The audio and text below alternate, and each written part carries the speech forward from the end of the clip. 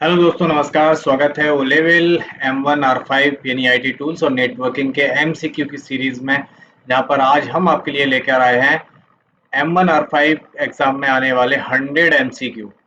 ये एमसीक्यू जुलाई 2024 और जनवरी 2024 में पूछे गए एमसीक्यू के डिपेंडेंसी पर बनाए हैं, उन्हीं पर आधारित हैं। और कुछ क्वेश्चन इनमें ऐसे हैं जो मैंने जिनको मोस्ट इंपॉर्टेंट कैटेगरी में रखा है। क्यों रखा है? क्योंकि वो बहुत सारे एग्जाम में लगातार दो दो तीन तीन बार के एग्जाम में पूछे गए हैं। वो मैंने वहाँ पे नोट भी कर रखा है, तो आप लोगों को आइडिया भी हो जाएगा। तो बिना देरी करे हुए बढ़ते हैं इस क्लास में आगे, स्टार्ट करते हैं आज का topic. Let's begin this class.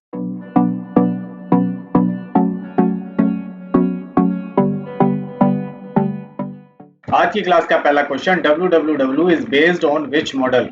www किस मॉडल पर आधारित है? ऑप्शन ए लोकल सर्वर पर, ऑप्शन बी क्लाइंट सर्वर पर, ऑप्शन सी थ्री टायर पर, या नन ऑफ दीज। आपको बताना है। हम लोगों ने नेटवर्किंग में www के मॉडल्स पढ़े थे, है ना। मॉडल्स और लेयर पढ़े थे। उन लेयर में मॉडल थे, तो हमें ये बताना है ये किस मॉडल पर आधारित है, कैसा मॉडल पे काम करता है। राइट आंसर बताइए। 5 सेकेंड का समय है। लोकल सर्वर होता है या क्लाइंट सर्वर होता है या थ्री टायर होता है? क्या होता है राइट आंसर? ऑप्शन बी, किसी भी नेटवर्किंग में, चाहे वो डब्ल्यू हो या लैन मैन वैन हो, सब में यही एक स्ट्रक्चर रहता है, दैट इज कॉल्ड क्लाइंट और server architecture. Question number 2, CAD CAD. CAD stand for, CAD का क्या अर्थ है? Computer assisted design, computer application design, computer application and design, computer aided design. CAD एक प्रकार का सॉफ्टवेयर होता है, डिजाइनिंग के लिए ही सॉफ्टवेयर होता है, लेकिन उसका फुल फॉर्म बताना है। जैसे स्ट्रक्चर बनाए जाते हैं और वो आर्किटेक्चर बनाए जाते हैं, नक्शा बनाए जाते हैं, that is called computer aided design. Clear? Question number 3 हमारे सामने है। What is the full form of GUI? GUI का पूरा नाम क्या है? Graphical user interface, geographical user internet, giga users internet, graphical unlimited interface. बताइए। कभी कभी ओ लेवल में भी ऐसे सरल सरल क्वेश्चन आ जाते हैं। ये जनवरी 2024 का क्वेश्चन है। यहाँ पे अभी हम जितने पढ़ रहे हैं वो जनवरी 2024 के क्वेश्चन है। इसका राइट आंसर है ग्राफिकल यूजर इंटरफेस। दो प्रकार के इंटरफेस होते हैं, सीयूआई और जीयूआई। सीयूआई का फुल फॉर्म होता है कैरेक्टर यूजर इंटरफेस, जैसे डॉस होता है, या उबंटू में हम कमांड पे काम करते हैं, लिनक्स में कमांड पे काम करते हैं। जहाँ पे कमांड बेस्ड इंटरफेस होता है, देखने का तरीका कमांड पर है, उसे हम कैरेक्टर यूजर इंटरफेस बोलते हैं। जहाँ पर चीजें पिक्चर के वे में दिखाई देती हैं, आइकन्स होते हैं, विंडोज होता है, वहां पर ग्राफिकल यूजर इंटरफेस होता है। तो ये बिल्कुल सरल से क्वेश्चन है, इजी है। इस तरीके के क्वेश्चन भी पूछे जाते हैं, इनको इग्नोर नहीं करना कि यार ये तो ऐसे क्वेश्चन नहीं आएंगे। ये भी क्वेश्चन आते हैं। ये पिछले जनवरी 2024 का क्वेश्चन है। अगला क्वेश्चन नंबर 4 देख लेते हैं। Which of the following file extension is not related to Libre office Writer? निम्न में से कौन सा file extension Libre office Writer का नहीं है? जैसे .txt, .doc, .odt, .csv। अब यहाँ पे थोड़ा सा ट्रिकी क्वेश्चन है, ध्यान रखना है। तो यहाँ पर ये 4 ऑप्शन है, इनमें से आपको बताना है कि लिब्रे ऑफिस राइटर में कौन सा एक्सटेंशन लिब्रे ऑफिस राइटर से संबंधित नहीं है। राइट आंसर दीजिए। राइट आंसर अगर नहीं पता है तो लिखिए option D is the right answer. अब कैसे है ये समझ लेते हैं। जो .txt है, ये नोटपैड का है। जब हम नोटपैड में फाइल बनाते हैं तो .txt एक्सटेंशन होता है। जब हम वर्ड में फाइल बनाते हैं तब .doc होता है, और जब हम राइटर में बनाते हैं तब ये एक्सटेंशन होता है। लेकिन CSV किसी भी प्रकार के वर्ड प्रोसेसिंग सॉफ्टवेयर में नहीं है। ये तीनों के तीनों क्या है? ये तीनों के तीनों वर्ड प्रोसेसिंग है। यहाँ पे हम लिखने का काम करते हैं, एडिटिंग फॉर्मेटिंग करते हैं, लेकिन CSV में नहीं है। CSV एक तरह की कॉन्टैक्ट फाइल होती है, जो गूगल में सेव करते हैं कॉन्टैक्ट अपने फोन के, वो फाइल सेव करी जाती है CSV में। ठीक है, तो ये हमारा एक्सटेंशन नहीं होता है किसी भी टेक्स्ट फाइल का या राइटर से संबंधित फाइल का। क्लियर? बढ़ते हैं क्वेश्चन नंबर 5 की तरफ। Libre Office impress has a file extension. Libre Office impress का फाइल एक्सटेंशन क्या है? .ppt या .pptx, .odt या .odp या .ods। आपको बताना है। इम्प्रेस जहाँ पे हम प्रेजेंटेशन बनाते हैं, उनमें उनका फाइल एक्सटेंशन क्या है? अब यहाँ पर ध्यान रखने वाली बात है कि इनका एक्सटेंशन क्या है। अब ये .ppt है, ये क्या का एक्सटेंशन होता है? ये पावर पॉइंट का एक्सटेंशन है, जो हमने माइक्रोसॉफ्ट का चलाते हैं ना, ये पावर पॉइंट का एक्सटेंशन है। ये राइटर का एक्सटेंशन है, ठीक। और ये इसका इम्प्रेस का एक्सटेंशन है, जो हम प्रेजेंटेशन बनाते हैं उसका। और ये है स्प्रेडशीट यानी कैल्क का एक्सटेंशन है ये। ठीक है, तो राइट आंसर है .odp। क्लियर। बढ़ते हैं अगले क्वेश्चन नंबर 6 की तरफ। In Libre Office in an Libre office Calc the active cell is indicated by, एक एक्सेल सीट पर संकेत द्वारा सक्रिय सेल। इसका मतलब हुआ कि अगर कोई सक्रिय सेल है या करंट एक्टिव सेल हमें उसमें लिब्रे ऑफिस कैल्क की सीट में कैसे पता चलेगा? डॉटेड बॉर्डर से, डार्क वाइट बॉर्डर से, या ब्लिंकिंग बॉर्डर से, या बाई इटैलिक टेक्स्ट से। यदि हमारा सेल एक्टिव कौन सा है, इस समय किस सेल पर हम हैं, तो हम कैसे पहचानते हैं, ये बताना है आपको कि हम किस सेल पर इस समय हमारी करंट पोजीशन है। एक्टिव सेल पूछा है, एक्टिव सेल कैसे पता लगाते हैं कि इस समय हम किस सेल पर हैं, ये बताना है। That is called dark wide border. वो जो सेल होता है, सेल के ऊपर इस तरीके का अगर बॉक्स बन के आ रहा है, वो हमारा सेल उस समय एक्टिव रहता है। बढ़ते हैं अपने क्वेश्चन नंबर 7 की तरफ। What is the default location of save file in Libre office? Libre office में सेव की डिफॉल्ट लोकेशन क्या होती है? फाइल हमारी कहाँ ऑटोमेटिकली सेव होती है? अगर हम कोई लोकेशन नहीं देंगे तो लिब्रे ऑफिस में फाइल सेव कहाँ सेव होने जाएगी, ये पूछा है यहाँ पे। ऑप्शन है डेस्कटॉप पर, डॉक्यूमेंट में, डाउनलोड में, या ऑल ऑफ द अबव, इसके सब में।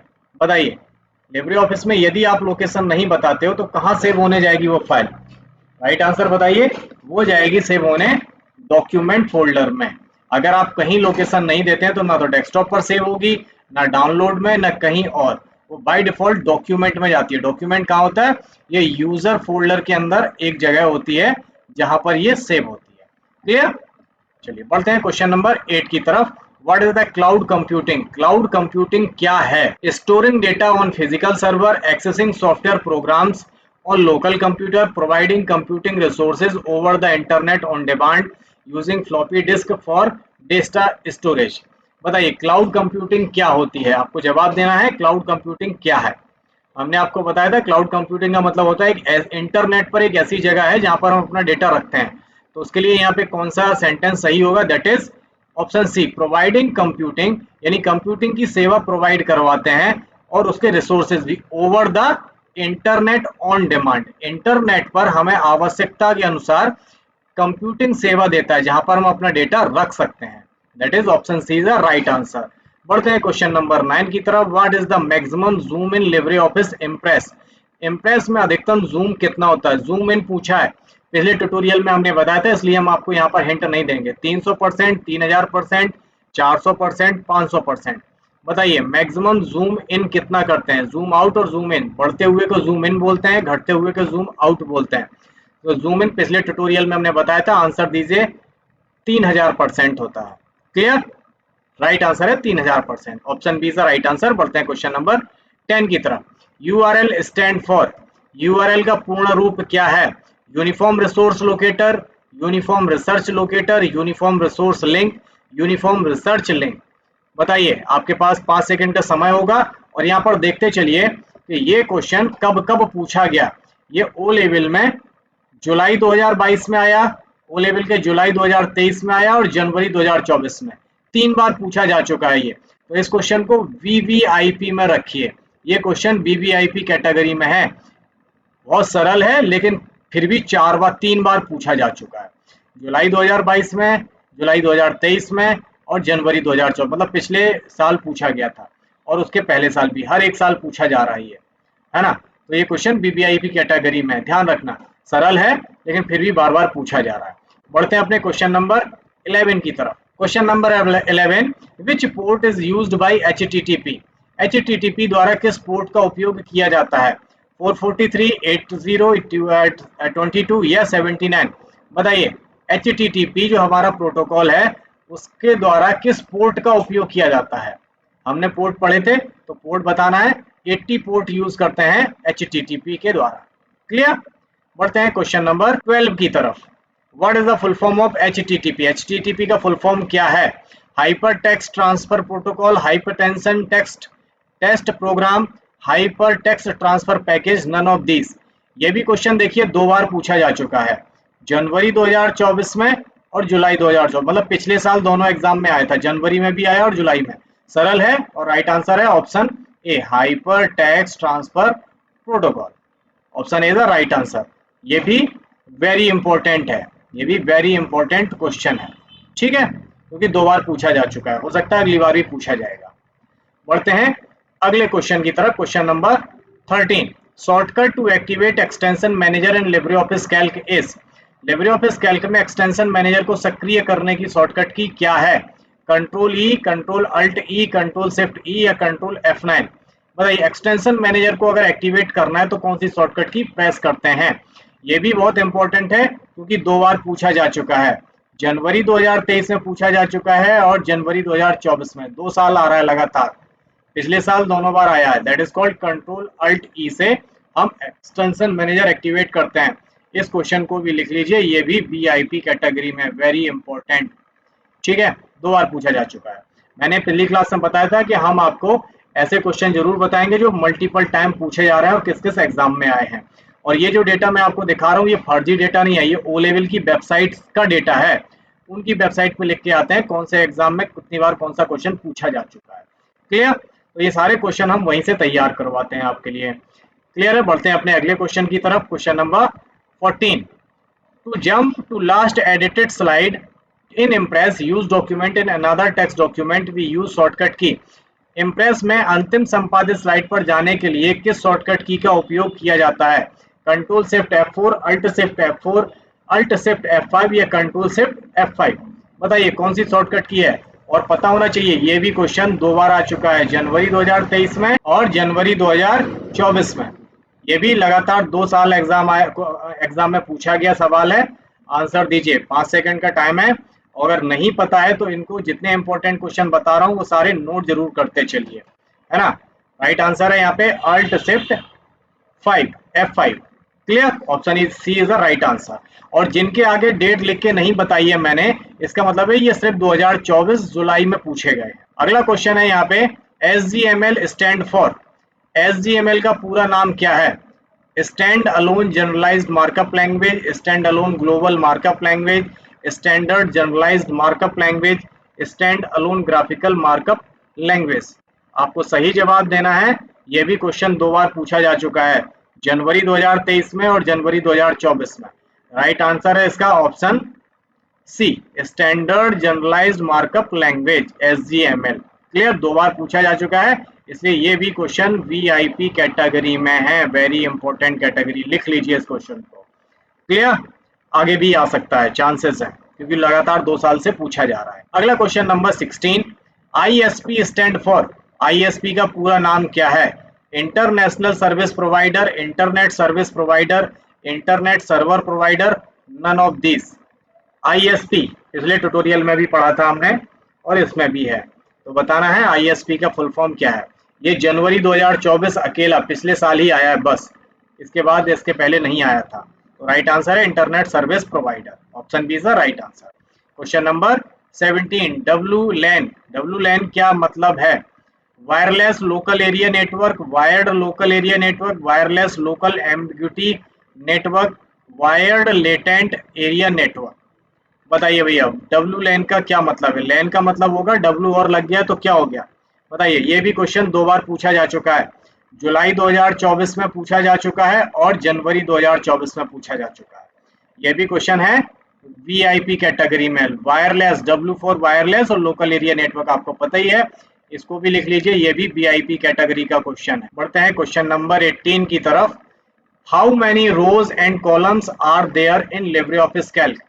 लिब्रियोफिस कैल्क में कितनी रो और कॉलम होते हैं? क्वेश्चन को ध्यान से पढ़ना, रो और कॉलम दोनों पूछे हैं और ये भी क्वेश्चन इंपॉर्टेंट है। 1024 रो, 1048 576 कॉलम, 10,000 रो और 32,000 कॉलम, या 1048 576 रो, 16,384 कॉलम, या नन ऑफ अबव। अब ये क्वेश्चन कंफ्यूजिंग वाला है, रो और कॉलम दोनों की पूछा है, तो ध्यान से पढ़ना और ध्यान से जवाब देना है और लिखना है। बताइए आपको फटाक से। 2 बार पूछा जा चुका है ये क्वेश्चन, जुलाई 2023 में और जनवरी 2024 में। लगातार 2 बार दोनों क्वेश्चन एग्जाम में आया है ये। दैट इज कॉल्ड 10,48,576 रो होते हैं जिन्हें हम 1 2 3 से कैलकुलेट करते हैं, असाइन करते हैं। 16,386 कॉलम होते हैं जिन्हें हम ABC से असाइन करते हैं। ओके, तो राइट आंसर ये है। ध्यान रखना और ध्यान से बिल्कुल रट लेना ऐसे क्वेश्चंस को। ये था क्वेश्चन नंबर 18। बढ़ते हैं अगले क्वेश्चन की तरफ। Question number 19। What is the full form of NEGD? NEGD का फुल फॉर्म बताना है आपको, क्या है? National e governance division, network e governance division, national e governance department, network e governance department. ये सिर्फ एक ही बार आया है जनवरी 2024 में, इसलिए लिखा नहीं है। जितने क्वेश्चन में नहीं लिखा है उसका मतलब है वो सिर्फ जनवरी 2024 के क्वेश्चन है, ये ध्यान में रखना। एक ही बार आए हैं जनवरी 2024 में। क्लियर है? बताइए, राइट आंसर है that is option A, national e governance division. ये आप लोगों को पता नहीं होगा तो इसका फुल फॉर्म लिख लीजिए ध्यान से। बढ़ते हैं अपने क्वेश्चन नंबर 20 की तरफ। What stand for E in e governance? E governance में ई का क्या मतलब होता है? इजी, इलेक्ट्रिकल, इलेक्ट्रॉनिक या नन ऑफ दिस? जहां पर ई गवर्नेंस या ई कॉमर्स या ई मार्केटिंग है वहां पर ई का मतलब क्या है? सब में ई का मतलब सेम होता है। अब बता दो, इजी है, इलेक्ट्रिकल है या इलेक्ट्रॉनिक है? नन ऑफ दिस तो नहीं है, इन्हीं में से एक जवाब है, that is called option C, electronic governance. E for electronic governance, electronic marketing, electronic है ना बिजनेस, सब ई का मतलब इलेक्ट्रॉनिक होता है। Question number 21, www was proposed by, www किसके द्वारा प्रस्तावित किया गया था? Tim Berners Lee, Dennis Ritchie, James Gosling, Larry Page. www को किसके द्वारा फर्स्ट टाइम, पहली बार बताया गया था, प्रस्तावित किया गया था कि भैया हाँ ऐसी भी कोई चीज होती है, इंट्रोड्यूस करवाया, दैट इज टिम बर्नर्स-ली। उन्हीं को फादर ऑफ इंटरनेट या फादर ऑफ www कहा जाता है। क्लियर? पढ़ते हैं क्वेश्चन नंबर 22 की तरफ। What is the maximum number of member allowed to join a single group in Telegram? Telegram में किसी एकल समूह में शामिल होने के लिए अधिकतम कितने सदस्यों की अनुमति है? टेलीग्राम हम लोग जो यूज करते हैं, जिसपे एग्जाम हम लोग लेते हैं, टेस्ट करवाते हैं, उसमें कितने मेंबरों को हम अधिकतम जोड़ सकते हैं? 2 लाख, 20,000, 2,000 या 200? बताइए अधिकतम कितने? व्हाट्सएप से तो कहीं ज्यादा होते हैं, व्हाट्सएप और टेलीग्राम में यही अंतर है, अधिकतम बहुत सारे मेंबर होते हैं, बहुत सारे कितने होते हैं ये बताना, that is 2 lakh. Option A is the right answer. Question number 23 ये रहा आपके सामने। Libre office Writer control shift F12 shortcut key used for, Libre office Writer में control shift F12 shortcut key का उपयोग क्यों किया जाता है? अनऑर्डर लिस्ट के लिए, ऑर्डर लिस्ट के लिए, डेफिनेशन लिस्ट के लिए या नो लिस्ट के लिए? है हम लिस्ट बनाते हैं ना, अब ऑर्डर लिस्ट में क्या होता है? ऑर्डर लिस्ट में आती हैं बुलेट्स आते हैं, और ऑर्डर लिस्ट में आते हैं 1 2 3, जहाँ पे हम 1 2 3 से लिस्ट बनाते हैं, है ना। और अनऑर्डर लिस्ट में बुलेट्स आती हैं, ऐसे बुलेट्स बना सकते हैं, या हम एरो बनाते हैं, है ना ऐसे, या कोई भी ऐसे डायमंड शेप के एरो बनाते हैं। ये ऑर्डर होती है, ये अनऑर्डर होती है। डेफिनेशन लिस्ट मतलब लिस्ट के भी लिस्ट के अंदर प्रकार होते हैं। नो लिस्ट का मतलब ना ये होगी ना ये होगी, बिना लिस्ट के लिखे होंगे। क्लियर? तो इस जो शॉर्टकट की है इसका यूज काय के लिए किया जाता है ये बताना है आपको। कंट्रोल शिफ्ट F12 का यूज किस प्रकार की लिस्ट बनाने के लिए किया जाता है? बताइए, राइट आंसर है that is option D.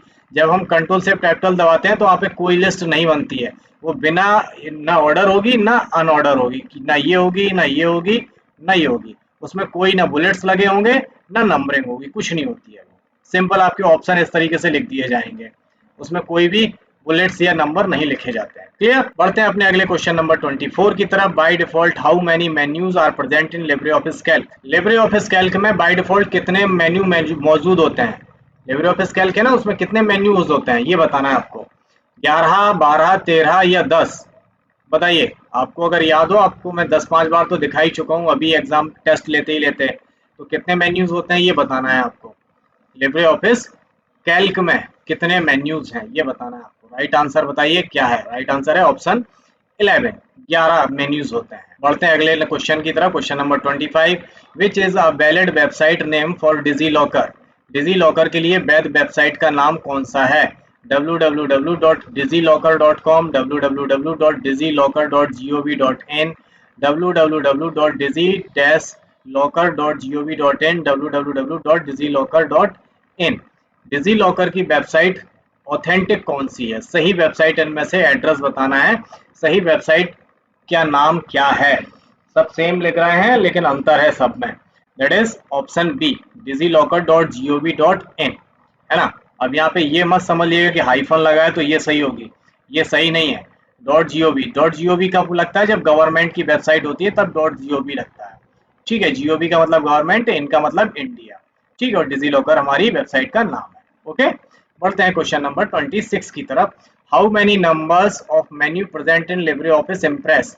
Libre Office Impress में कितने मेन्यूज होते हैं? 11, 12, 10 या 9? बताइए कितने मेन्यूज होते हैं? लिब्रे ऑफिस कैल्क का अभी सवाल तो हमने देखा था, उसमें कितने थे? उसी के अकॉर्डिंग इम्प्रेस में भी कुछ इतने ही होते होंगे लमसम मेरे ख्याल से, दैट इज 10 होते हैं। क्लियर? लिब्रे ऑफिस इम्प्रेस में 10 मेन्यूज पाए जाते हैं। बढ़ते हैं अगले क्वेश्चन की तरफ। Question number 27। In Libre office writer watermark option available on which menu? Libre office Writer में वाटरमार्क का विकल्प किस मेन्यू पर उपलब्ध है? पिछले ट्यूटोरियल में हमने आपको दिखाया था कहां पर उपलब्ध था। इंसर्ट में, एडिट में, फॉर्मेट में या टूल्स में? बताइए कहां पर उपलब्ध था?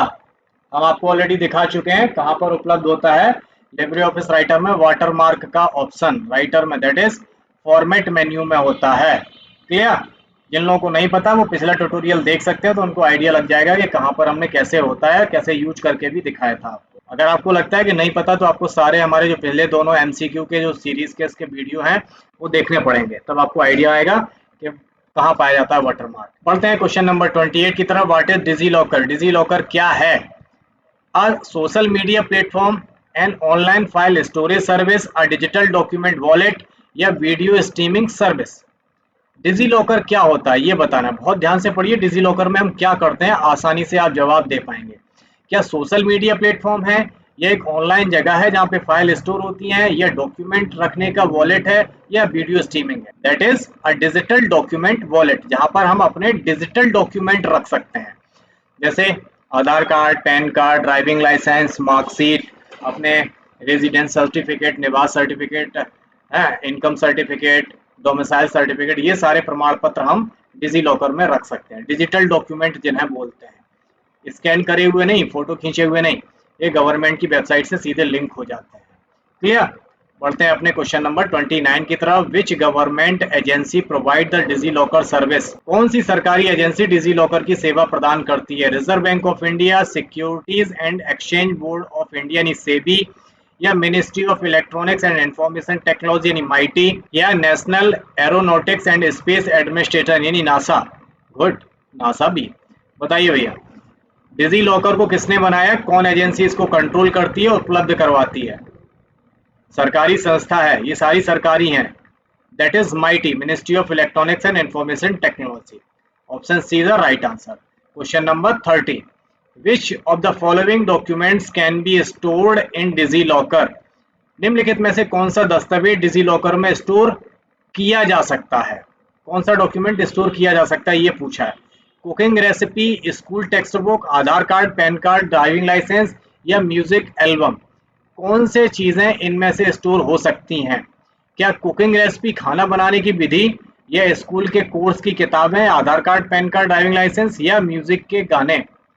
सिंपल यार, अभी मैंने बताया Aadhaar card, PAN card, driving licence, ये डॉक्यूमेंट जो सरकारी दस्तावेज हैं वो स्टोर होते हैं। आपका खाना, गाना वाना ये सब नहीं होता। बढ़ते हैं क्वेश्चन नंबर 31 की तरफ। What is the maximum storage capacity provided by DigiLocker for each user? DigiLocker में प्रत्येक उपयोगकर्ता के लिए कितनी अधिकतम भंडारण क्षमता है, यानी कितना डेटा हम स्टोर करके रख सकते हैं डिजी लॉकर में? अनलिमिटेड, 1 GB, 100 MB या 10 GB? बताइए कितना डेटा हम डिजी लॉकर में स्टोर करके रख सकते हैं? राइट आंसर बताइए, कितना बड़े, कितने डॉक्यूमेंट रख सकते हैं? डॉक्यूमेंट जरा सी जगह लेते हैं, कितनी जगह लेंगे भैया, अनलिमिटेड थोड़ी होगी। दैट इज 1 GB डेटा, हर एक यूजर के लिए 1 GB डेटा होता है। क्लियर? बढ़ते हैं क्वेश्चन नंबर 32 की तरफ। Which of the following is not a benefit of using DigiLocker? DigiLocker का उपयोग करने का निम्नलिखित में से कौन सा लाभ नहीं है? डिजी लॉकर यूज करने से इनमें से कौन सा फायदा नहीं होता है?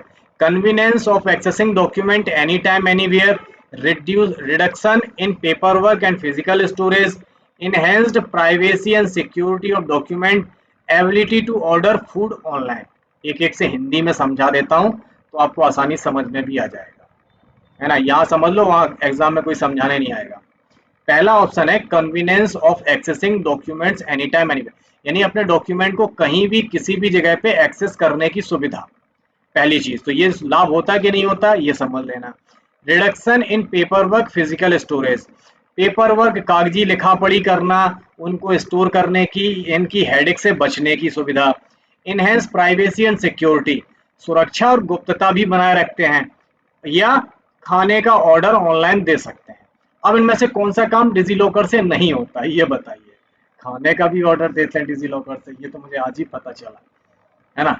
बताइए भैया राइट आंसर क्या है? That is option D. खाने का ऑर्डर नहीं दिया जाता है यार डिजी लॉकर से, कुछ भी है। ठीक है ना, बढ़ते हैं क्वेश्चन नंबर 33 की तरफ। Which type of organisations can issue document directly into a user's DigiLocker account? किस प्रकार के संगठन सीधे उपयोगकर्ता के डिजी लॉकर खाते में डॉक्यूमेंट जारी कर सकते हैं? यानी आपके डिजी लॉकर में कौन सीधा डॉक्यूमेंट पहुंचा सकता है? हम आप तो नहीं पहुंचा सकते ना, कोई ना कोई सरकारी संस्था ही तो होगी। Only government agencies, only private companies, both government agency and private companies, only education institute. क्या सिर्फ सरकारी एजेंसी आपके डिजी लॉकर में डॉक्यूमेंट दे सकती हैं, या प्राइवेट दे सकती हैं केवल, या सरकारी प्राइवेट दोनों, या ओनली एजुकेशनल इंस्टीट्यूट यानी आपके स्कूल कॉलेज या यूनिवर्सिटी भेज रख सकती हैं? तो बताइए, है ना, आपके डिजी लॉकर में कौन डॉक्यूमेंट रख सकता है, पहुंचा सकता है, जारी कर सकता है, इशू कर सकता है? That is government and private दोनों प्रकार की संस्थाएं रख सकती हैं जिन्हें सरकार ने परमिशन दी होगी। ओके, बढ़ते हैं क्वेश्चन नंबर 34 की तरफ। What is the age limit to create a DigiLocker account? DigiLocker खाता बनाने की आयु सीमा क्या है? 16 साल, 18 साल, 21 साल, या there is no age limit? DigiLocker बनाने की उम्र पूछी है, वोट डालने की नहीं पूछी है। डिजी लॉकर कब बना सकते हो बताइए? 16, 18, 21 या कभी भी? दैट इज कभी भी बना सकते हैं, उसमें कोई एज लिमिट नहीं है ना। आजकल तो अपार आईडी बन गई है, तो 15-16 साल का लड़का भी अपार आईडी के बिना अपने डॉक्यूमेंट एक्सेस नहीं कर सकता। तो अपार आईडी का मतलब ही होता है वो डिजी लॉकर आईडी बना रहा है अपनी, है ना, 10th पास वाला जो होता है। क्लियर है? ट्रिपल सी ओ लेवल के एग्जाम में भी अपार आईडी यानी डिजी लॉकर लगने लगा, क्योंकि अब सारे document, admit card, marksheet, result, certificate सब डिजी लॉकर में आया करेंगे डायरेक्ट आपके। ओके, बढ़ते हैं क्वेश्चन नंबर 35 की तरफ। Which of the following is not a valid method to sign up for a DigiLocker account? DigiLocker खाते के लिए साइन अप करने के लिए निम्नलिखित में से कौन सा तरीका सही नहीं है? Using Aadhaar number, using email ID, using handwritten signature, using a mobile number. DigiLocker खाता में अगर हमें लॉगिन करना है, साइन अप करना है, यानी उसके अंदर जाना है, तो हम कौन सा तरीका सही नहीं है? आधार कार्ड का तरीका, ईमेल आईडी का तरीका, या हाथ से करे हुए सिग्नेचर, या मोबाइल नंबर? हम इनमें से कौन सा तरीका यूज नहीं करते हैं डिजी लॉकर को खोलने के लिए, ये बताना है आपको। हाथ से लिखे हुए सिग्नेचर से भी डिजी लॉकर खुल जाता है, ये आज ही पता चल रहा है मुझे, बताइए भैया, है ना। तो यही यूज नहीं होता है। डिजी लॉकर है यार, डिजिटल चीज है, डिजिटल चीज में हैंड रिटन काम कहाँ चीजें काम आएंगी? सिंपल सी बात यार।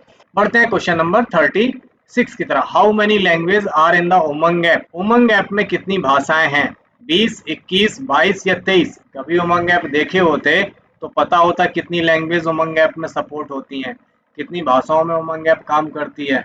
देखे कभी है नहीं तो पता कहाँ से होगा? That is right answer option D. 23 language support करता है, 23 भारतीय भाषाएं सपोर्ट करता है उमंग ऐप। आप देख रहे हैं ना उमंग ऐप के कितने क्वेश्चन है, डिजी लॉकर के कितने क्वेश्चन है, तो थोड़ा हल्के में नहीं लेना है, वो लेवल है भैया, है ना।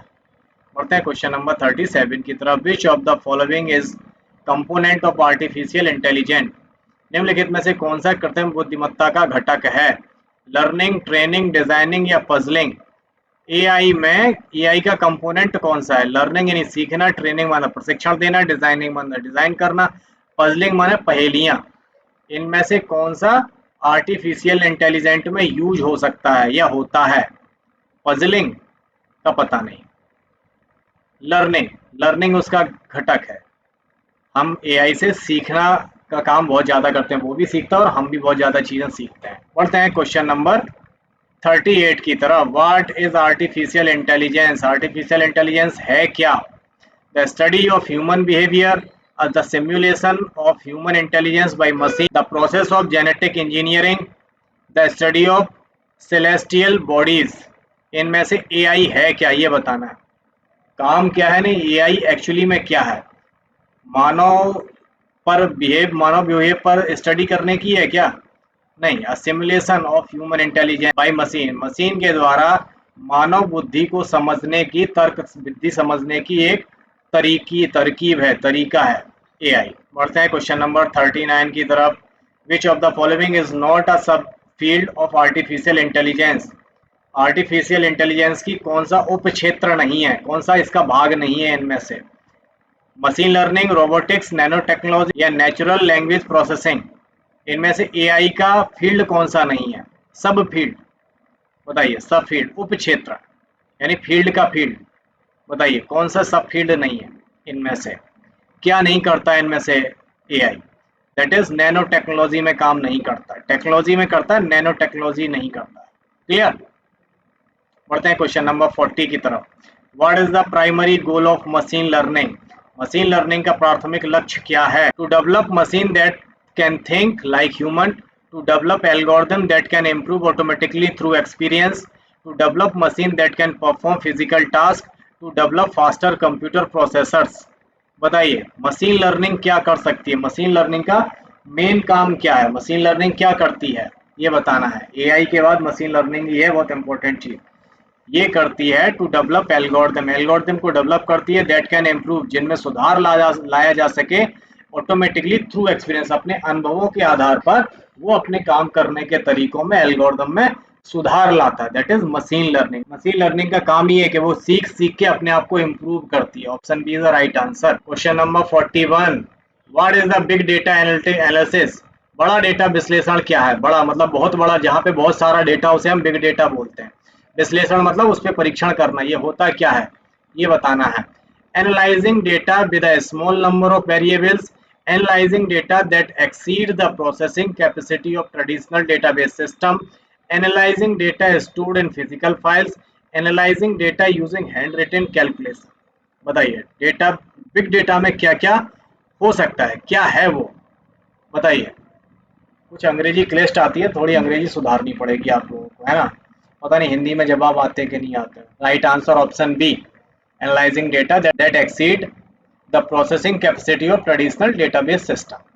ठीक है, बढ़ते हैं क्वेश्चन नंबर 42 की तरफ। Which of the following is not a characteristics of big data? Big data की विशेषता इनमें से क्या नहीं है? वॉल्यूम, वेलोसिटी, वैरायटी या वैलिडिटी? इसमें से बिग डेटा यानी बहुत बड़ा डेटा की विशेषता क्या नहीं है? वॉल्यूम, वेलोसिटी, वैरायटी या वैलिडिटी? सब बी पे ही है ना। क्या ऑप्शन बनाते हैं ये लोग? That is option D, validity. इसमें कोई टाइम ड्यूरेशन की वो नहीं होती है कि भैया इतने टाइम तक ही बिग डेटा रहेगा, एक्सपायर नहीं होता है कभी। डेटा है हमेशा रहेगा। Question number 43, what is the primary goal of big data analysis? Big data analysis का प्राथमिक लक्ष्य क्या होता है? बिग डेटा होने का फायदा क्या है, मेन टारगेट क्या है, ये पूछा है। To collect as much as data is possible, ज्यादा से ज्यादा डेटा इकट्ठा करना जितना संभव हो सके। To analyse data quickly without considering accuracy, data को एनालाइज करना बिना शुद्धता के। Good. To driven meaningful insights and make data driven decisions, एक मतलब पूर्ण, एक अच्छा मीनिंगफुल डेटा को इकट्ठा करना, उसमें से खोजना और उसके आधार पर निर्णय लेना। या to ignore data variety and focus only volume, data की वैरायटी को भूल जाओ, सिर्फ डेटा का ज्यादा से ज्यादा डेटा वॉल्यूम इकट्ठा करने पे फोकस देना। इनमें से क्या प्राइमरी काम होता है ये बताना, मेन मुख्य काम क्या हो सकता है। सब तो नहीं होते, कोई एक है इसका में मुख्य काम, वो बताना है। That is option C is the right answer. बढ़ते हैं अगले क्वेश्चन नंबर 44 की तरफ। Which technology is commonly used for storing and processing big data? बड़े डेटा को स्टोर और संशोधित करने के लिए आमतौर पर किस तकनीकी का उपयोग किया जाता है?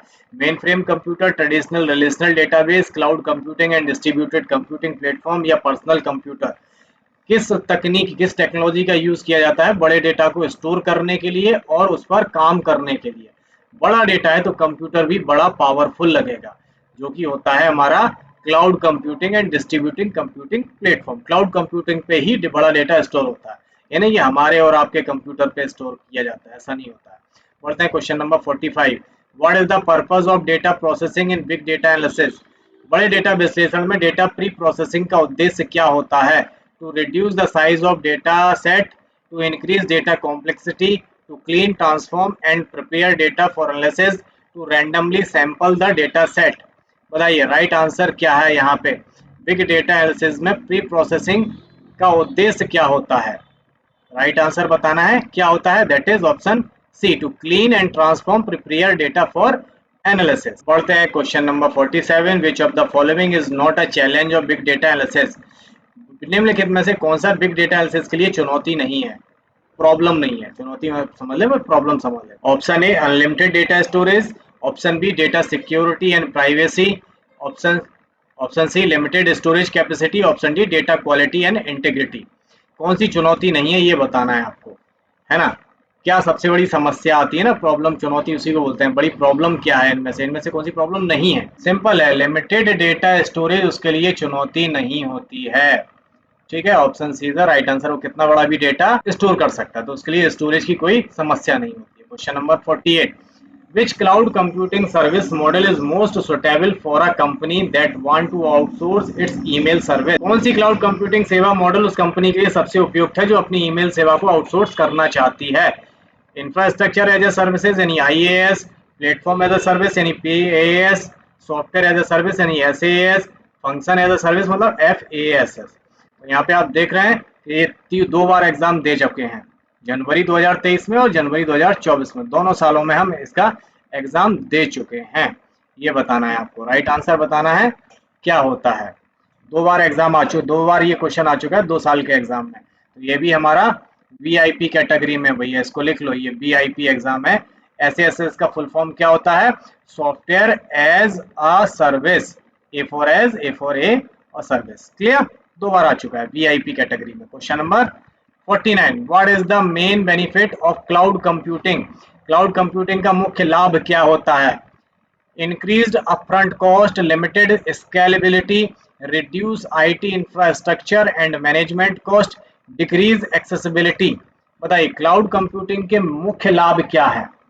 क्लाउड कंप्यूटिंग मतलब इंटरनेट पे जहां डेटा स्टोर होता है, उसका लाभ क्या मिलता है, ये पूछा इसने। That is option C, reduce IT infrastructure and management cost. ठीक है, बढ़ते हैं क्वेश्चन नंबर 50। 50 मार दी हमने, देख लीजिए। विच of the following is an example of public cloud provider? निम्नलिखित में से कौन सा सार्वजनिक क्लाउड प्रदाता का उदाहरण है? माइक्रोसॉफ्ट अजर, VMware, vCloud, ओपन स्टैक या Amazon वेब सर्वर AWS? बताइए। 50वां क्वेश्चन है, हम आधे ट्यूटोरियल पर आ गए हैं, 50 कंप्लीट कर रहे हैं, 50 और बचे हैं। राइट आंसर है option D, Amazon web service एक पब्लिक क्लाउड सर्विस प्रोवाइडर है ना। बढ़ते हैं अपने अगले क्वेश्चन नंबर 51 की तरफ। Which cloud service model allow user to deploy and manage their own application but not underlying infrastructure? कौन सा क्लाउड सेवा मॉडल उपयोगकर्ताओं को अपने स्वयं के एप्लीकेशन को तैनात करने और प्रबंधित करने की अनुमति देता है लेकिन अंतर्निहित बुनियादी ढांचे को नहीं? Infrastructure as a service, platform as a service, software as a service या फंक्शन एज ए सर्विस? बताइए कौन सा क्लाउड सेवा मॉडल अपने उपयोगकर्ता को स्वयं के एप्लीकेशन को तैनात करने और प्रबंधित करने की अनुमति देता है? कौन सा क्लाउड सेवा मॉडल है? इसे बोलते हैं प्लेटफॉर्म एज अ सर्विस यानी पास। ठीक है, बढ़ते हैं question number 52। PaaS is an acronym for, PaaS का संक्षिप्त रूप क्या है? Platform as a service, product as a service, platform as a service, program as a service? अभी पिछले क्वेश्चन में इसका आंसर था PaaS का फुल फॉर्म, ये शॉर्ट फॉर्म पूछे, फुल फॉर्म पूछ रहा है। PaaS किसका संक्षिप्त रूप है? That is called platform as a service. Option C is the right answer. Question number 53, SaaS is a acronym for, SaaS किसका संक्षिप्त रूप है? Software as a server, server as a service, software as a service, server as a software? बताइए SaaS किसका संक्षिप्त रूप है? Right answer बताना है SaaS का, that is software as a service. ये बढ़ते हैं क्वेश्चन नंबर 54 की तरफ। What is virtual reality? Virtual reality क्या है? आभासी वास्तविकता, VR क्या होती है?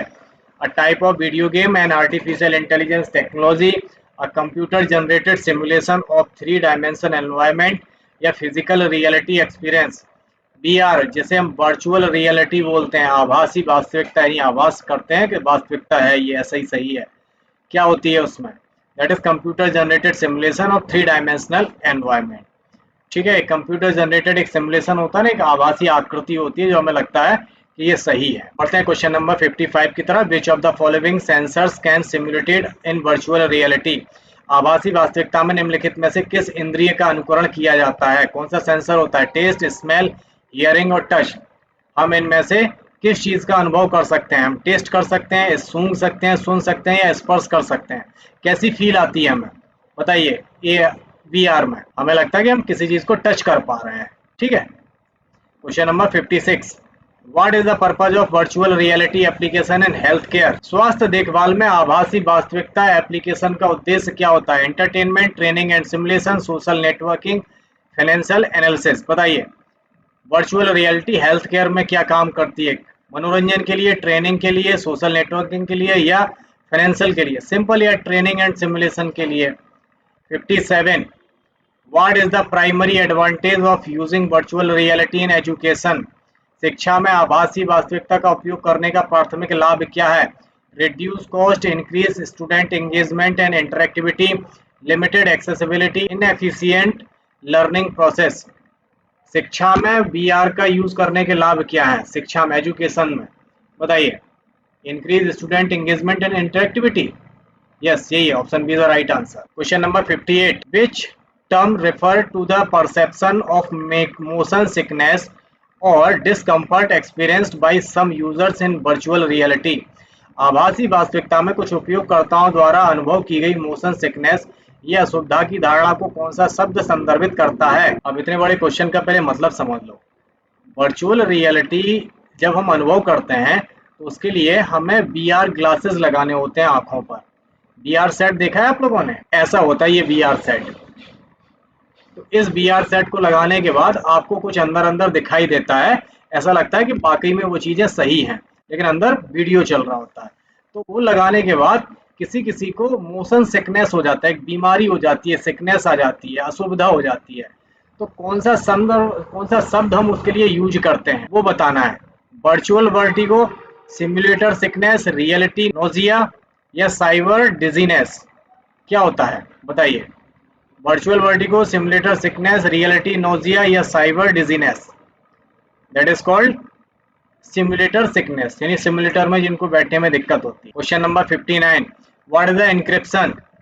एन्क्रिप्शन क्या है? एन्क्रिप्शन डिक्रिप्शन सुना है ना? The process of encoding plain text into cipher text, the process of decoding cipher text into plain text, the process of analysing weather data, the process of generating random numbers. Encryption क्या है बताइए? Plain text को सिफर text में बदलने की प्रक्रिया, सिफर माने गुप्त टेक्स्ट, कोडेड टेक्स्ट, या सिफर टेक्स्ट को प्लेन टेक्स्ट में, सादा टेक्स्ट में बदलने की प्रक्रिया, या वेदर डेटा को एनालिसिस करने के लिए, या रैंडम नंबर जनरेट करने की प्रक्रिया। बताइए इनक्रिप्शन क्या होता है ना? बताइए क्या होता है इनक्रिप्शन? हिंदी में समझा दिया, अब समझ में आ जाएगा, है ना? That is option A, plain text को सिफर टेक्स्ट में, यानी सादा टेक्स्ट को, नॉर्मल लिखे हुए टेक्स्ट को कोडेड टेक्स्ट में बदलना, दैट इज इनक्रिप्शन कहलाता है। जिसे कोई और ना पढ़ सके वो इनक्रिप्शन होता है। इनक्रिप्शन किए हुए टेक्स्ट को नॉर्मल टेक्स्ट में बदलना उसे डिक्रिप्शन बोलते हैं। ठीक, जैसे व्हाट्सएप यूज करता है, आपके मैसेज को इनक्रिप्ट करके रखता है। Question number 60. Which type of cryptography uses in a single key for both encryption and decryption? किस प्रकार की क्रिप्टोग्राफी इनक्रिप्शन और डिक्रिप्शन दोनों के लिए एक ही की का उपयोग करती है? Symmetric cryptography, asymmetric cryptography, hash cryptography या क्वांटम क्रिप्टोग्राफी? एक ही की इनक्रिप्शन और डिक्रिप्शन के लिए यूज होती है, कौन सी क्रिप्टोग्राफी में होती है ये बताना है। सिमेट्रिक या असिमेट्रिक या हैश या क्वांटम? राइट आंसर बताना है, that is option A, symmetric cryptography. Clear? बढ़ते हैं क्वेश्चन नंबर 61 की तरफ। What is the purpose of digital certificate in cryptography? Cryptography में डिजिटल प्रमाण पत्र का उद्देश्य क्या है? To encrypt data, to decrypt data, to provide proof of identity and authenticity, to analyze weather data. बताइए क्रिप्टोग्राफी में डिजिटल प्रमाण पत्र का उद्देश्य क्या है? डिजिटल प्रमाण पत्र मिलते हैं ना क्रिप्टोग्राफी में, गुप्त भाषा में, तो उसका उद्देश्य क्या होता है? To provide proof of identity and authenticity, है ना? एक आइडेंटिटी का प्रूफ और उसकी ऑथेंटिसिटी को प्रूफ करना, बनाए रखना। Question number 62. What is the blockchain technology? Blockchain technology क्या होती है? A type of computer hardware, a digital currency, a distributed ledger technology, an operating system. Blockchain technology क्या है बताइए? ब्लॉकचेन टेक्नोलॉजी क्या होती है? Option C, distributed ledger technology, जहां पर चीजों को अलग अलग जगह बांट दिया जाता है, उसी को हम ब्लॉक चेन बोलते हैं। चेन का मतलब एक लंबी सी चेन है जो हर एक पॉइंट पे ब्लॉक है, इसलिए ब्लॉक चेन है। Question number 63. What is the primary feature of blockchain technology? Blockchain technology की प्राथमिक विशेषता क्या है? Centralisation, transparency, closed network, single point of failure. बताइए ब्लॉक चेन टेक्नोलॉजी की प्राथमिक विशेषता, प्राइमरी फीचर क्या है उसका? कैसी होती है blockchain technology? That is called transparency है उसकी विशेषता कि सबको सब कुछ पता रहता है, जो उसके हिस्से लोग हैं उन सबको पता रहता है कि इसमें क्या हो रहा है। Question number 64, which a cryptocurrency was first to utilise blockchain technology. Blockchain technology का उपयोग करने वाली पहली क्रिप्टो करेंसी कौन सी थी? बिटकॉइन, इथेरियम, रिपल या अच्छा रिपल रिपल दो बार आ गया तो फिर तीन में ही बता दो, बिटकॉइन, इथेरियम या रिपल में से बताना है। ब्लॉकचेन सबसे पहले कौन सी क्रिप्टो करेंसी ने यूज किया था? अब तो सब करने लगे हैं। पहली क्रिप्टो करेंसी थी बिटकॉइन जिसने ब्लॉकचेन टेक्नोलॉजी यूज करी थी। क्वेश्चन नंबर 65, ब्लॉकचेन में ब्लॉक क्या होता है? A type of crypto currency, a digital signature, a group of transaction, a cryptographic has function. Blockchain में ब्लॉक क्या? चेन को ब्लॉक करना ब्लॉक कहलाता है। बताइए ब्लॉकचेन शब्द में ब्लॉक क्या होता है? क्रिप्टो करेंसी है क्या? नहीं, या ग्रुप ऑफ ट्रांजैक्शन होता है। हमने बताया ना ब्लॉकचेन में बहुत सारे कंप्यूटरों में डेटा के टुकड़े कर करके अलग अलग बांट दिए जाते हैं, तो एक ग्रुप है बहुत सारे लोगों का जहां पर ट्रांजैक्शन किए जाते हैं अलग अलग। Question number 66, what is the process called by which new transactions are added to the blockchain. उस प्रक्रिया को क्या कहते हैं जिसके द्वारा ब्लॉकचेन में नए लेन देन जोड़े जाते हैं? माइनिंग, ट्रेडिंग, इन्वेस्टिंग या स्टोरिंग।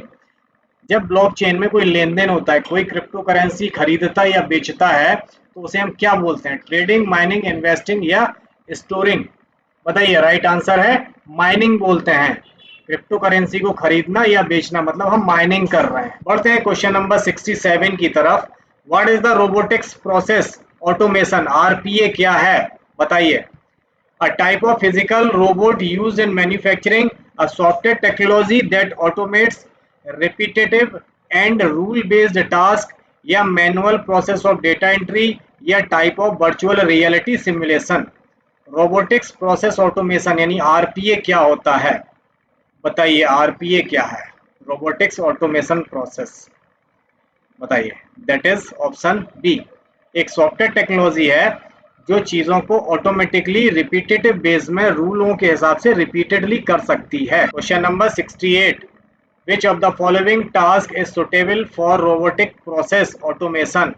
निम्नलिखित में से कौन सा कार्य रोबोटिक प्रक्रिया के स्वचालन के लिए उपयुक्त होता है?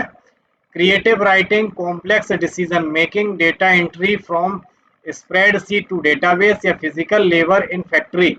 रोबोटिक प्रक्रिया स्वचालन के लिए कौन सी चीज सबसे सही है इसमें से? बताइए राइट आंसर बताइए। ऑप्शन क्वेश्चन नंबर 68 का आंसर है option D, physical labour in factory. Question number 69, ये रहा आपके कंप्यूटर स्क्रीन पर। विच programming language is commonly used for developing RPA tool. RPA tool को विकसित करने के लिए आमतौर पर किस प्रोग्रामिंग लैंग्वेज का उपयोग किया जाता है? जावा, पाइथन, सी प्लस प्लस या visual basic for application.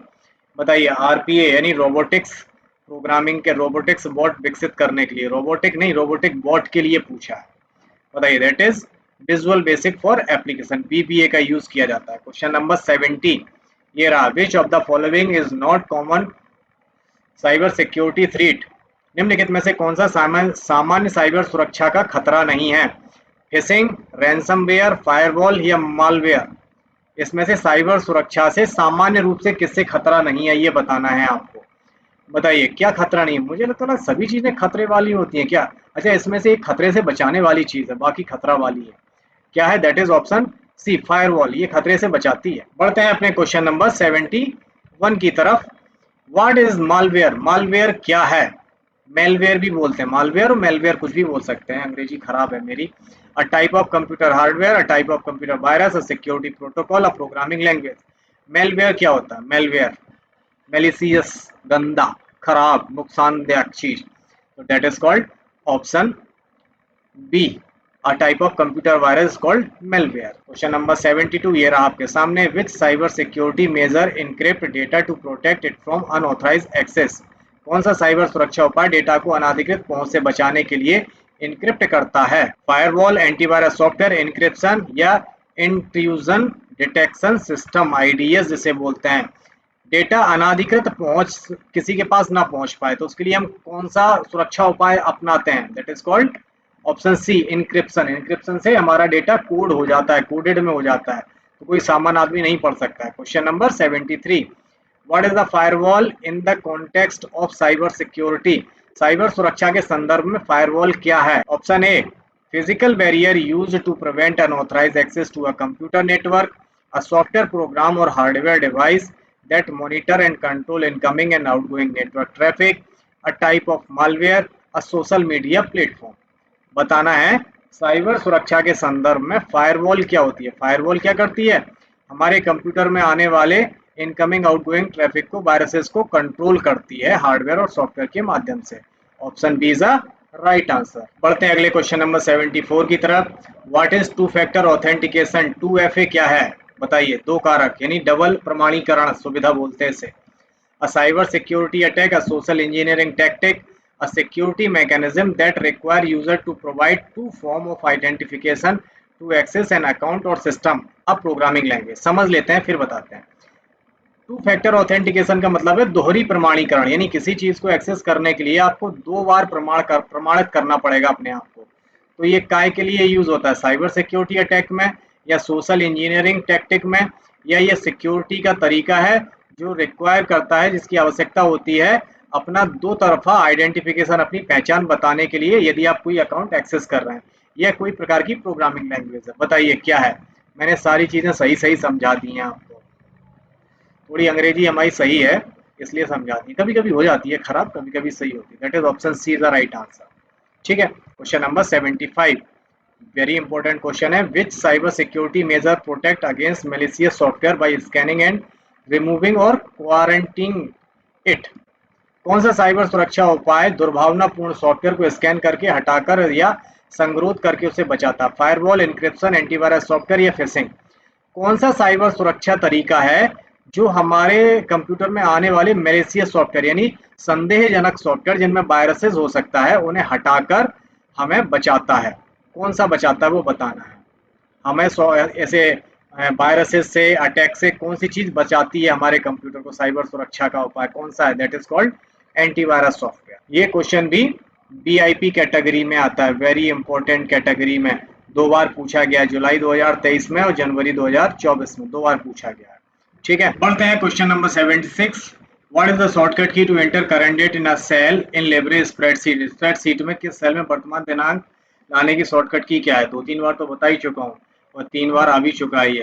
Control big bracket square bracket close alt D control semicolon shift के। बताइए, ये भी वेरी वेरी इंपॉर्टेंट है, तीन बार आ चुका है ना। तो ये VVIP कैटेगरी में क्वेश्चन है, तीन बार आ चुका है, जुलाई 22, जनवरी 24 और जुलाई 24। दैट इज कंट्रोल सेमीकोलन के साथ हमने प्रैक्टिकल करके भी दिखाया आपको पिछले ट्यूटोरियल में। बढ़ते हैं क्वेश्चन नंबर 77। ये भी इंपॉर्टेंट है, दो बार आ चुका है। लिब्रे ऑफिस राइटर क्या है बताइए। A web browser, graphical editing software, word processing program या spreadsheet application? Libre office Writer क्या है, किस प्रकार का सॉफ्टवेयर है ये बताना है। वेब ब्राउजर है क्या? दो बार आ चुका है, जुलाई 2023 में, जनवरी 2024 में। That is word processing software है ये। ठीक है, दो बार पूछा जा चुका है, जुलाई एग्जाम में और जनवरी के एग्जाम में। तो ये भी नोट कर लीजिए, ये भी वेरी इंपॉर्टेंट है। Question number 78। Which feature allow user to track change made to a document in Libre office Writer? कौन सी सुविधा उपयोगकर्ता को लिब्रे ऑफिस राइटर में दस्तावेज में किए गए परिवर्तनों को ट्रैक करने की अनुमति देती है? Spell check, auto correct, collar comments या ट्रैक चेंज? बताइए कौन सी सुविधा राइटर में परिवर्तन को ट्रैक करने की अनुमति देती है? सिंपल है, ऑप्शन से ही समझ में आ जाएगा। That is option D, track changes. Question number 79। What is the purpose of style in Libre office Writer? Libre office Writer में शैलियों का क्या उद्देश्य है? To insert multimedia element, to format text and object consistently throughout a document, create animation, to perform mathematical calculation। Timer जल्दी चल गया, पढ़ भी नहीं पाएंगे इतनी जल्दी, पढ़ लो फिलहाल आराम से। Right answer option C, create animation. Question number 780। What is the purpose of the header and footer feature in Libre office Writer? Libre office Writer में हेडर और फुटर का क्या उद्देश्य है? क्या उद्देश्य होता है? चीजों को रिपीट करना जो उसमें लिख दी जाती हैं। To add page number, dates, other information to the top and bottom of each page, insert hyperlink, create bookmark या perform database queries। Header footer में हम क्या कर सकते हैं बताइए, बता तो दिया सब कुछ। हेडर फुटर में जो लिखते हैं वो हर पेज पर रिपीट होता है। सिंपल, हेडर में ऊपर, फुटर में नीचे। Option A is the right answer. Question number 81। What is the purpose of formula in Libre office Calc? Libre office Calc में सूत्रों का उद्देश्य क्या है? to create chart and graph, format cell, perform calculation and manipulating data, insert image। Formula से क्या हो जाता है, जो हम लिब्रे ऑफिस में फॉर्मूला लगाते हैं उनसे क्या हो जाता है, इमेज इंसर्ट हो जाती है, चार्ट बन जाता है, सेल फॉर्मेट हो जाता है, कुछ नहीं, कैलकुलेशन होती है उससे, सिंपल सी बात। Question number 82, what is the cell reference in Libre office Calc? Libre office Calc में सेल रेफरेंस क्या होता है? Unique identifier for each cell in the spreadsheet, a function used to format cells, a hyperlink to another cell और document, a shortcut key for accessing cells. बताइए cell reference क्या है? पढ़े थे ना, absolute cell reference, mix cell reference पढ़े हैं हमने ना, रिलेटिव सेल रेफरेंस। तो उनसे क्या होता है? That is unique identifier for each cell in the spreadsheet. Question number 83. Which feature in LibreOffice Calc allow user to apply predefined formatting to cells based on specific condition? LibreOffice Calc में कौन सी सुविधा उपयोगकर्ता को विशिष्ट स्थितियों के आधार पर कोशिकाओं पर पूर्वानुनिर्धारित स्वरूपण लागू करने की अनुमति देती? क्लिष्ट हिंदी खुद समझ में ना आया आपका, समझा दें आपको, है ना। Auto filter, conditional formatting, pivot table या डेटा वैलिडेशन? बताइए क्या है भैया? पूर्व निर्धारित स्वरूपण लागू करने की अनुमति देती है, यानी पहले से जो डेटा है उसी को नए रूप में देखने की अनुमति मिलती है कंडीशनल फॉर्मेटिंग से, नए तरीका से देख सकते हो। Option B is the right answer. Question number 84, what is the default alignment of numeric cell data? संख्यात्मक सेल डेटा का डिफॉल्ट अलाइनमेंट क्या होता है? ये भी हम पिछले ट्यूटोरियल में पूछ चुके हैं। राइट, लेफ्ट, सेंटर या जस्टिफाइड? नंबर लिखते हो सेल में तो किस तरफ आते हैं, लेफ्ट में, राइट में, किस तरफ आते हैं बताइए? डिफॉल्ट अलाइनमेंट क्या होता है? दैट इज राइट साइड में आते हैं। Question number 85, what is the purpose of auto filter feature in Libre office Calc? Libre office Calc में ऑटो फिल्टर सुविधा का उद्देश्य क्या है? To apply predefined formatting to cell based on specific condition, to perform complex calculation and data analysis, to filter and display only the rows that meet specific criteria, to create chart and graph. Auto filter की सुविधा काय के लिए होती है? थोड़ी अंग्रेजी है, समझ में आ जाएगी। ऑटो फिल्टर की सुविधा का उद्देश्य क्या है? That is called to filter and display only the row that meet specific criteria. जो हमारे क्राइटेरिया से मिलती हैं उन्हीं रो को दिखाता है, बाकी सबको हाइड कर देता है। Question number 86, what is the purpose of data validation in Libre office Calc? Libre office Calc में डेटा सत्यापन का उद्देश्य क्या है? To perform calculation and manipulating data, check the errors in the spreadsheet, to filter display specific rows data, to restrict the type of data that can be entered into cell। Data validation क्यों करते हैं? To restrict the type of data that can be entered into cell। Option D is the right answer। Question number 87, which feature in LibreOffice Calc allow user to create dynamic tables for analyzing and summarizing large data sets? Libre office Calc में कौन सी सुविधा उपयोगकर्ता को बड़े data set के विश्लेषण और सारांश के लिए गतिशील तालिकाएं बनाने की अनुमति देती है? Auto filter, conditional formatting, pivot table, data validation. इसका मतलब है हमारे पास एक बहुत बड़ा डेटा सेट है, उस डेटा सेट को अपने हिसाब से विश्लेषण और सारांश यानी उसका संदर्भ बना के छोटा सा डेटा बनाने के लिए हम अलग से टेबल बना सकते हैं। तो उसके लिए क्या यूज करते हैं वो बताना है। डेटा में से भी छोटा डेटा के रूप में एक टेबल बना देना, that is called option C, pivot table बनाते हैं। डेटा में से दूसरा डेटा छांट लो। Question number 88, what is the purpose of slide transition in Libre Office Impress? Libre Office Impress में स्लाइड ट्रांजिशन का उद्देश्य क्या होता है?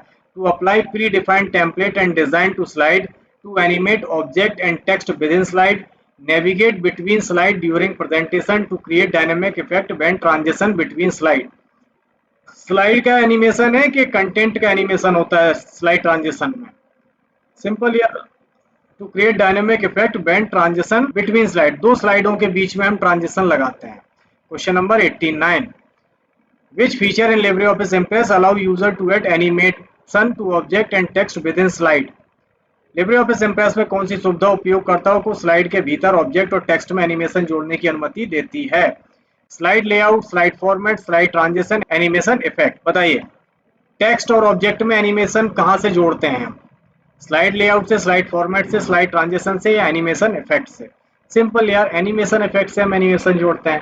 क्वेश्चन नंबर 90, सॉफ्टवेयर जो स्वतंत्र रूप से विकसित और संशोधित किया जा सकता है उसे कहा जाता है? Software which can be freely developed and modified is called synchronous software, package, middleware या ओएसएस। जो फ्री है डेवलप करने के लिए और मॉडिफाई करने के लिए, यानी बनाने के लिए फ्री है, उसमें परिवर्तन करने के लिए भी फ्री है, वो सॉफ्टवेयर कैसा होता है? That is called open source software, जैसे OSS बोलते हैं। Question number 91, what is the shortcut key to open format cell option dialog box? Format cell विकल्प डायलॉग बॉक्स खोलने की शॉर्टकट की क्या है? पिछले ट्यूटोरियल में पूछा था, बताया था, control F, control D, control L, control 1 कैसे फॉर्मेट सेल डायलॉग बॉक्स खुलता है, बताइए। और ये लेकिन ये काम नहीं करता है, कभी कभी लिब्रे ऑफिस में नहीं करता, MS ऑफिस में करता है, कंट्रोल 1। ठीक है। Question number 92, Libre office Writer में टेक्स्ट को सब स्क्रिप्ट करने की शॉर्टकट की क्या है?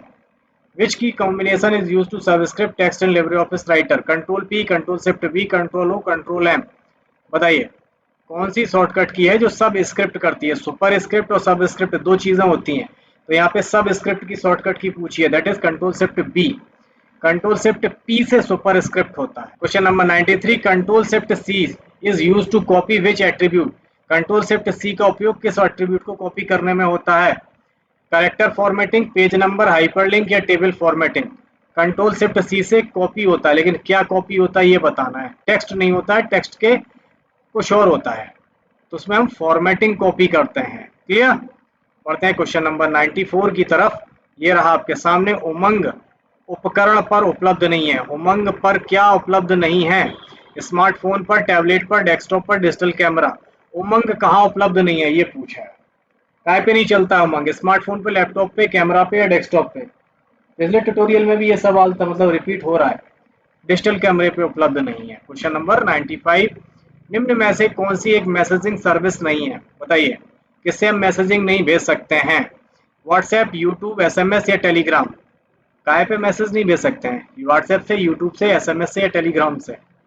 हाँ, काय से नहीं भेज सकते हैं?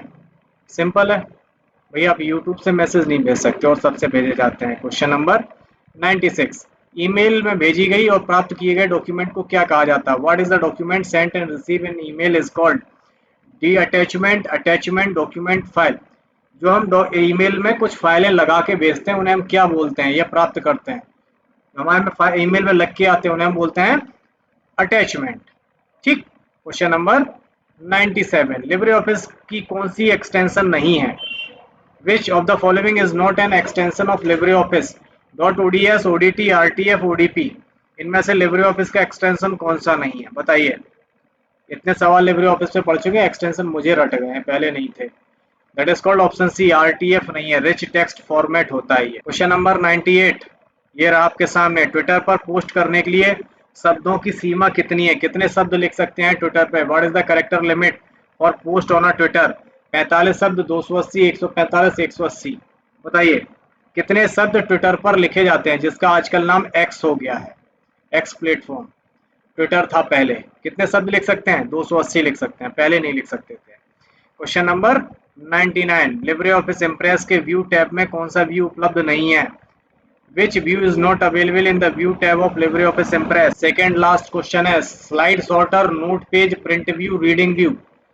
व्यू कौन सा व्यू अवेलेबल नहीं होता है LibreOffice Impress में पूछा है? सभी व्यू होते हैं क्या? नहीं, एक व्यू नहीं है, that is called option C, print view नहीं होता है, क्योंकि LibreOffice की स्लाइड को कम से बहुत कम प्रिंट किया जाता है। क्वेश्चन नंबर 100 आ गया, available number of seats in LibreOffice spreadsheet. Libre spreadsheet में सीट्स की संख्या कितनी है? कितनी सीटें होती हैं लिब्रे ऑफिस के स्प्रेडशीट में? ऑप्शन 1, 3, 5 या 6? कितनी स्प्रेडशीट दिखाई देती हैं? कितनी सीट्स होती हैं स्प्रेडशीट में? जब हम खोलते हैं तो बाय डिफॉल्ट नीचे सीट्स आती हैं, तो कितनी होती है by default? 1, 3, 5, 6? That is option 3 seats दिखाई देती हैं। तो दोस्तों ये थे हमारे आज के top 100 question O level M1 R5 के IT टूल्स एंड नेटवर्किंग से रिलेटेड। ये 100 क्वेश्चन हैं जो मैं कोशिश कर रहा हूँ आपके आने वाले एग्जाम के लिए आपकी हेल्प हो सके। और इस बार के ट्यूटोरियल में, इस बार के सीरीज में मैंने आपको जो एग्जाम आए हैं उनका हमने ईयर भी बताया है कि कब कब पूछे गए हैं, और जिनमें ईयर नहीं लिखा है वो सारे के सारे 2024 जुलाई में पूछे गए हैं। तो कमेंट करके बताइए क्वेश्चन आंसर कैसे लग रहे हैं। मिलते हैं अपनी अगली ट्यूटोरियल में कुछ और नए क्वेश्चंस के साथ में। तब तक अपना ख्याल रखिए, स्वस्थ रहिए, सफाई बना के रखिए। टेक केयर, गुड बाय, जय हिंद।